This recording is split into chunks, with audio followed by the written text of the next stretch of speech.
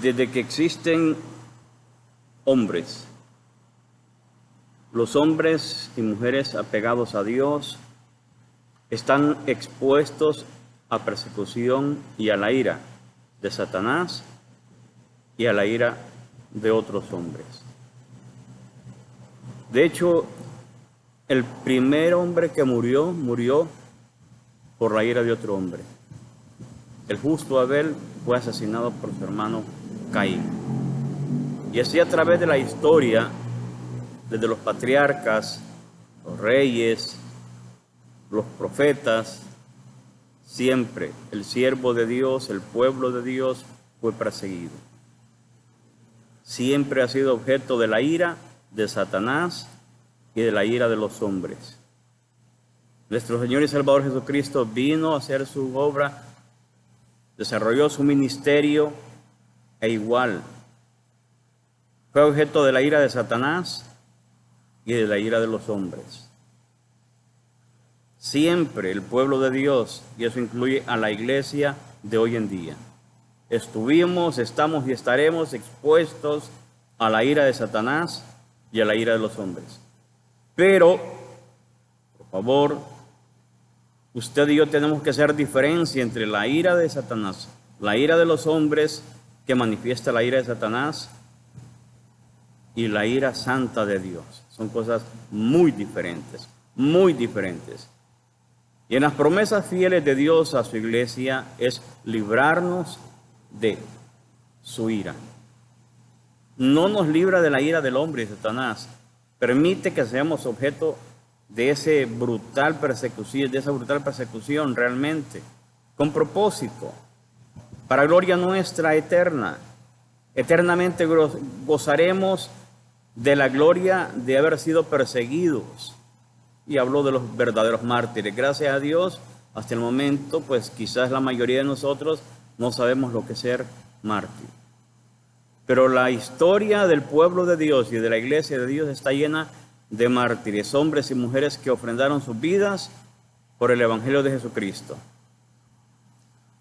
Para poder aclarar un poco esto, por favor, pongamos atención a la palabra de Dios que se nos va a leer ahora. Primera de Tesalonicenses 1:10 dice: y esperar de los cielos a su Hijo, al cual resucitó de entre los muertos, es decir, a Jesús, quien nos libra de la ira venidera. Primera de Tesalonicenses 4:13 al 18 nos habla acerca del arrebatamiento de la iglesia, en el cual el Señor resucitará a los muertos y va a arrebatar a los vivos. Eso lo pueden leer en sus hogares. Y vamos a ver lo que nos dice Primera de Tesalonicenses 5:9, porque no nos ha destinado Dios para ira, sino para obtener salvación por medio de nuestro Señor Jesucristo. Si la promesa de Dios es que seremos salvos de la ira, es lógico que te habla de la ira de Él. Porque de la ira de Satanás, de la ira del hombre, el pueblo de Dios, la iglesia, ha sido durante siglos masacrada, perseguida, asesinada, escarnecida, aborrecida, rechazada. Ha sufrido, la iglesia ha sufrido, el pueblo de Dios ha sufrido. Actualmente, todavía hoy en día, en muchos lugares asesinan a los cristianos. Hoy en día, aún los asesinan. En la Segunda Guerra Mundial vimos cómo el pueblo de Dios, el pueblo israelita, fue perseguido y brutalmente asesinado masivamente. Así que si nos va a librar de la ira es de la ira de Dios. Y déjeme decirle que la ira de Satanás más la ira del hombre son crueles, absurdas, abusivas, pero no se comparan con la ira de Dios, con la santa ira de Dios. Según la Biblia, la gran tribulación va a durar 7 años. Inmediatamente comienza la gran tribulación con el aparecimiento del anticristo. La iglesia es arrebatada.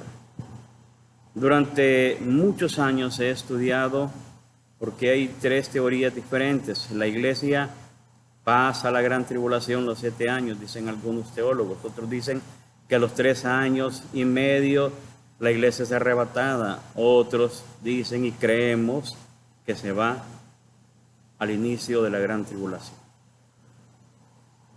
Pero la verdad es que la iglesia se va, pero la iglesia se queda.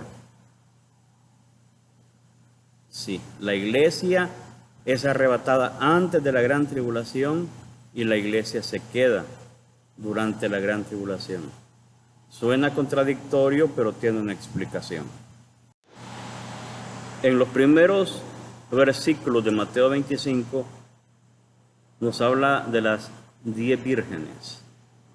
Las 10 tenían el mismo estatus, estaban listas para lo mismo, el mismo derecho, pero dice que 5 de ellas fueron sensatas y 5 insensatas, y eso representa a la iglesia. ¿Y cuáles son las sensatas? Son aquellas que tenían sus lámparas llenas de aceite y pudieron salir a recibir al esposo porque estaban preparadas. Y las 5 insensatas son aquellas que no tenían aceite en sus lámparas y que cuando llegó el novio, ellas no pudieron salir a recibirlo. Y algunos ministerios, como del hermano Gigi Ávila, durante décadas predicó eso precisamente, llamando la atención a la iglesia que estaba muy cómoda, muy tibia, pecaminosa. Y esa es una diferencia. Las vírgenes es la iglesia que está en la voluntad de Dios, que está llenando su vida de la palabra de Dios, que está viviendo en obediencia, que está siendo guiada por el Espíritu de Dios. Pero esas otras 5 vírgenes insensatas es esa iglesia que es más una iglesia casi nominal, que les gusta el evangelio, que quizás admiran a Jesucristo, pero también les encantan los placeres de la carne dejándose dominar por ello, y de esa manera no pueden ser guiados por el Espíritu de Dios y vivir una vida agradable a Dios, una vida piadosa. Es ahí la diferencia. Entonces, esa iglesia, esas 5 vírgenes insensatas, les tocará pasar la gran tribulación. Miremos algunos versículos bíblicos que nos van a ayudar a nosotros a entender mejor esta situación.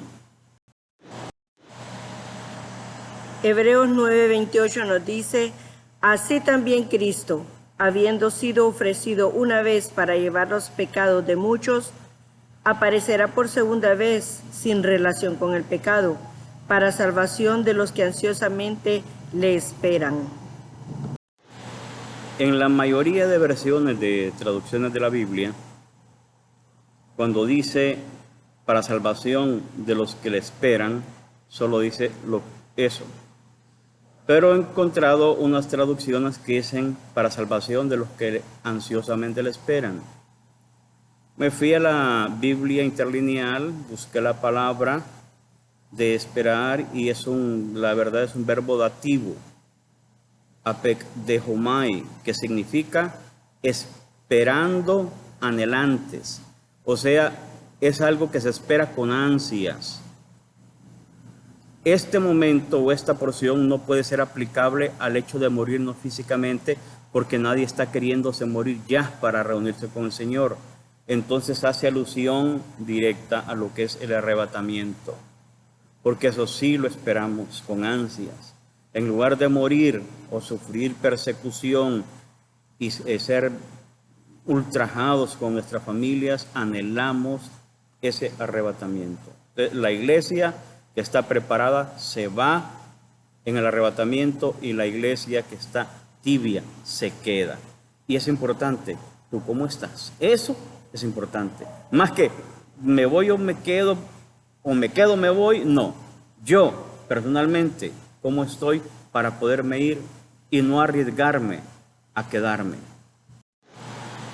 Para explicar mejor este asunto con fundamento y base bíblica, en un próximo video que vamos a editar justo después de esperamos que el día de mañana lo podamos tener para todos, vamos a explicar más detalladamente, más despacio, para no correr y para poder cumplir con el parámetro del tiempo que se me está estableciendo para poder explicar estas cosas. Son muy interesantes, muy delicadas, no podemos correr.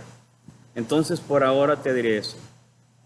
La iglesia se va, los que están preparados, la iglesia se queda, los que no estuvieron listos.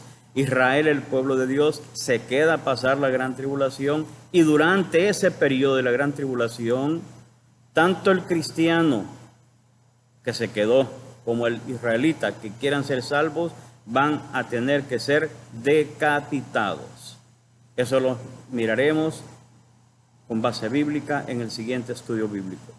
Por el momento, Dios te bendiga, Dios te guarde, Dios te dé la sabiduría y la fuerza para hacer su voluntad, para seguir adelante, y que tú y tu familia sean salvos y eternamente felices.